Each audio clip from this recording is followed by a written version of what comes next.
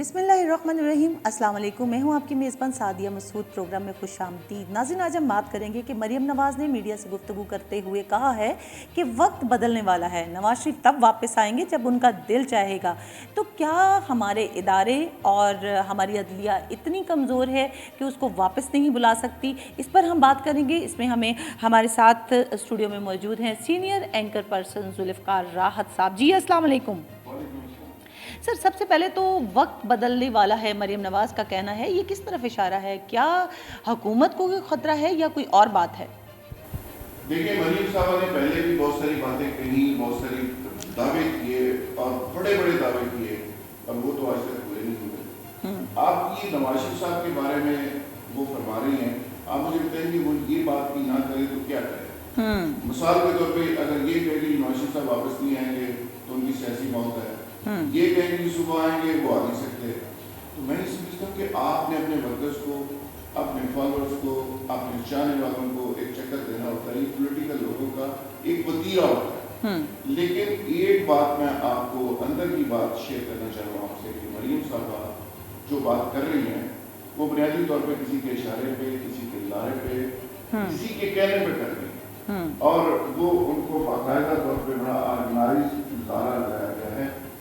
लेकिन हालात ऐसे नहीं हैं कि सुबह इमरान खान साहब को फारिग करके घर भेज दिया जाए और मरियम साहबा के पापा को बुलवा के कहा जाए कि आप प्राइम मिनिस्टर बन जाए। तो मेरा ख्याल है अभी हालात ऐसे नहीं हैं। अभी बढ़के चलेंगी, स्लोगन चलेंगे, बातें चलेंगी और साथ साथ गवर्नमेंट चलेगी। ठीक है, बड़कों की हद तक तो ये बात ठीक है, लेकिन अगर हम देखें तो अदलिया पर हमारे इदारों पर सवाल उठता हुआ नज़र आता है कि जब उनका दिल चाहेगा तब नवाज शरीफ वापस आएंगे। अदलिया की तो बात करते हुए हमें बड़ा डर लगता है, और आप भी डरा करें, क्योंकि जब मर्जी किसी को भी तो इन्हें अदालत पे अदलिया बुलवा सकती है, और हम नहीं चाहते कि हम जाके कटहरे के अंदर खड़े हों। लेकिन सच्ची बात है कि बहुत से फैसले ऐसे हैं, बहुत सी बातें ऐसी हैं, बहुत सारी चीज़ें ऐसी हैं जिसकी वजह से अदलिया की क्रेडिबिलिटी के ऊपर सवाल उठ रहा है। अब तो सोशल मीडिया के ऊपर आपको पता है ट्रेंड बनता रहा है, और आज भी एक ट्रेंड के तौर पे चीज़ें आगे शेयर की जाती हैं। वो ये है कि जी दुनिया में कोई काम नहीं होता तो लाहौर हाई कोर्ट से रजू कर लें। तो ये लाहौर हाई कोर्ट, मुस्लिम लीग नवाज, मुख्तलिफ जजेस, तो इनके साथ बहुत सारी किस्से कहानियाँ माजी में भी चलती रही हैं, अब भी चल रही हैं। तो मेरा ख्याल है कि जुडिशरी को अपने इंडिपेंडेंट होने का दफा भी करना चाहिए, भरपूर तरीके से मैसेज भी देना चाहिए। और बदकिस्मती है कि हमारे सियासतदानों को ना इंडिपेंडेंट मीडिया अच्छा लगता है, ना इंडिपेंडेंट अदालतें अच्छी लगती हैं, ना फौज का अदारा अच्छा लगता है। जब ये इक़्तिदार में होते हैं तो फिर रवैया इनका और होता है, जब ये अपोजिशन के अंदर होते हैं तो फिर और होता है। इक़्तिदार में होते हैं तो हर अदारे को फतह करने की कोशिश करते हैं, अपोजिशन के अंदर होते हैं तो फिर तरले मिलते हैं और फिर रिक्वेस्टें और फिर धमकियाँ उस पर उतर आते हैं।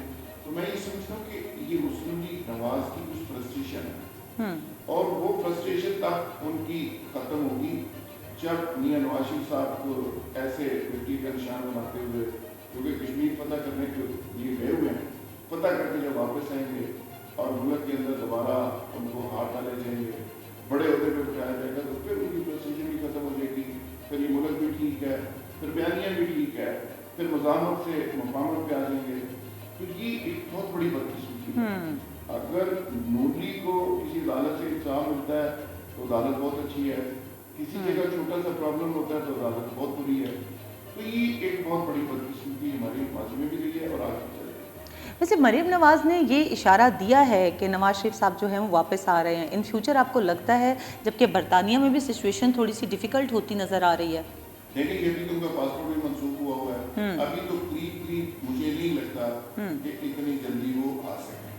लेकिन पहले जैसे मैंने कहा कि मरियम साहब क्या कहें, लेकिन वहाँ पे इमरान खान, खबर यह है कि इमरान खान ने यूके के अंदर अपना सूट इस्तेमाल करके नवाज शरीफ साहब के लिए ट्रबल वहाँ भी क्रिएट की है, और पाकिस्तान के अंदर वो खुद बैठे हुए हैं। तो मुझे नहीं लगता कि फ्यूचर में मुस्तकबिल लीग के अंदर नवाज शरीफ साहब वापस आ सकते। سر نون لیگ میں سے ایک بار پھر سے شین لیگ نکلتی ہوئی نظر آ رہی ہے، اور آپ کو کیا لگتا ہے کہ شہباز شریف کو ایک بار پھر سے استعمال کر کے سائڈ پہ کر دیا جائے گا یا پھر یہ آگے چلیں گے؟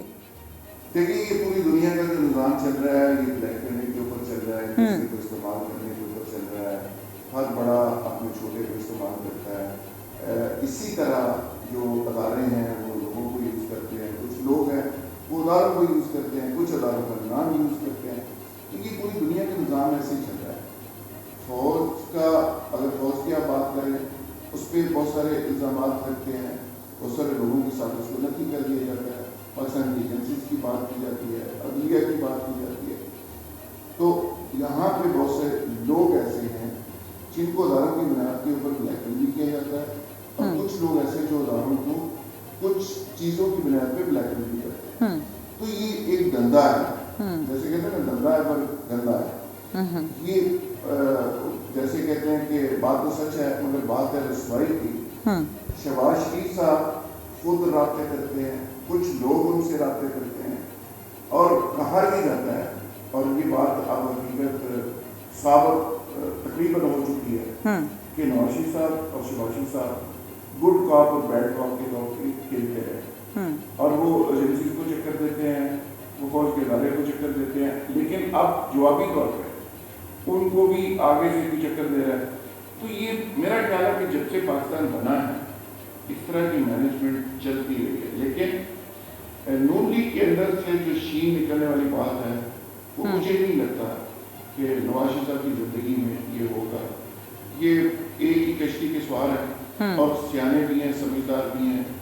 کئی حکومتیں انہوں نے گنوائی ہیں، کئی حکومتیں انہوں نے بنائی ہیں. تو اس لیے وہ چکر تو دے سکتے ہیں، وہ دارہ تو کسی کو لگا سکتے ہیں، وہ بات تو کر سکتے ہیں.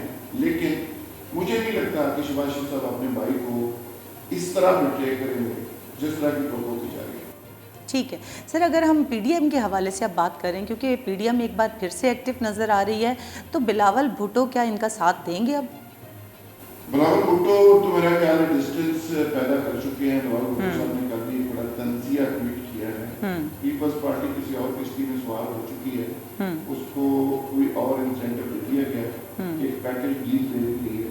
2023 پہ ان کی نظر ہے، 2023 کی وہ گورنمنٹ بنانے کی کوشش کر رہے ہیں. تو مجھے نہیں لگتا کہ نون لیگ اور پیپلز پارٹی اس طرح آگے چل سکیں گے. لیکن چونکہ یہ تمام لوگوں کی سروائیول کی جنگ ہے، سروائیول کی لڑائی ہے، مفادات کی جنگ ہے. ایک دوسرے کے مفاد کے لیے یہ وقتی طور پہ اکٹھے ہو بھی جاتے ہیں. لیکن پیپلز پارٹی کا ابھی جو اسٹرانگس ہے وہ کمپرومائزنگ ہے. وہ ایک پیکج ڈیل کو لیے لا چکے ہیں، نون لیگ کو وہ ڈیل ابھی نہیں لگ رہی. تو پھر اس کا مطلب ہے کہ پی ڈی ایم جو ہے ٹوٹلی اپنے مفادات کے حوالے سے اپنی جنگ لڑ رہی ہے، عوام کا اس میں کوئی بھی ذکر نہیں ہے. دیکھیں جو ایجنڈا ان کے سامنے آیا اب تک اس میں تو عوام کی نظر نہیں آ رہی. مہنگائی کی وہ بات تو کرتے ہیں لیکن کوئی واضح پروگرام نہیں ہے. وہ ووٹ کو عزتوں کی بات کرتے تھے، اسی بیس کے اوپر انہوں نے اپنا مومنٹم کھڑا کیا تھا، اور ووٹ کی عزتوں کے اندر سے نواز شریف صاحب کی بیماری بھی تھی، شہباز شریف صاحب کی رہائی بھی تھی، مریم صاحب کا ٹویٹر خاموش ہو گیا، اور ان کے لیے چھوٹی موٹے جو ریلیف تھے وہ انہوں نے لیے، اور اپنے اپنے مفادات کے اوپر پی ڈی ایم کے جس پہ کوئی اس طرح قدر جسا والی بات ہے، جس کا جتنا ویٹ تھا وہ اتنا ریلیف لے کے بیٹھ گیا. زرداری صاحب کو الگ سے ریلیف مل گیا. یہ ریلیف کہاں سے ملتا ہے، کیسے ملتا ہے، کس دکان سے یہ سودا ملتا ہے، یہ امپورٹنٹ چیز ہے. صحیح، ایک بہت بڑا سوال ہے، اس کا جواب آپ دیں. دیکھیے یہی وہ بات ہے جیسے اسٹاک ایکسچینج کا سارا دن کاروبار ہوتا ہے، اسی طرح یہ لوگ بھی نیگوسیشن میں رہتے ہیں 24 آور. یہ نیگوسیشن چل رہی ہوتی ہے، اور یہ پوری قوم کے لیے سوچنے کی بات ہے کہ نیگوسیشن کہاں ہوتی ہے، کیسے ہوتی ہے، ریٹس کیسے طے ہوتے ہیں، کون کتنے پر راضی ہو جاتا ہے، اور آگے کے لارے کے اوپر کتنا راضی ہو جاتا ہے، بجٹ کتنا ہو جاتا ہے. ابھی جو پی ڈی ایم کا اسلام آباد میں دھرنا کیا تھا تو ظاہر وہ کسی واقعے پہ کسی لارے بھی منسوخ ہوا تھا. تو ابھی وہ لارا یہ ہے کہ پی ڈی ایم کے کچھ لوگوں کو کہا گیا تھا کہ ارلی الیکشن ہوں گے، 1 سال پہلے الیکشن ہم چلا دیں گے، تو اس کے انتظار میں پی ڈی ایم بیٹھے گی. ठीक है, बहुत बहुत शुक्रिया प्रोग्राम का हिस्सा बनने के लिए। नाज़रीन, यहाँ पर हमारे साथ सीनियर एंकर पर्सन जुल्फ़िकार राहत साहब मौजूद हैं। इनके एनालिसिस हमेशा बहुत स्ट्रॉन्ग और ज़बरदस्त होते हैं। आइंदा भी हम इनसे रहनुमाई लेते रहेंगे। आज के प्रोग्राम के लिए इतना ही, कल दोबारा मुलाकात होगी। अपना ख्याल रखिएगा। अल्लाह।